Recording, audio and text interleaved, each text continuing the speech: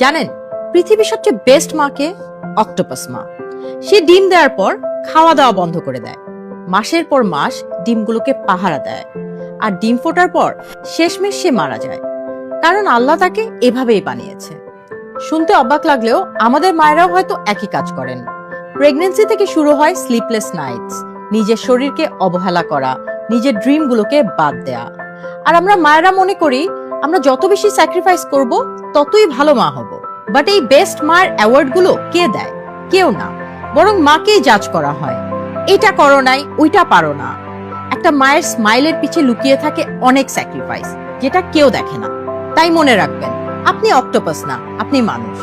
মা হিসেবে আপনার নিজের যত্ন নিজেকেই রাখতে হবে, কারণ আপনার সন্তানের কাছে আপনি হচ্ছেন দ্য গ্রেটেস্ট গিফট।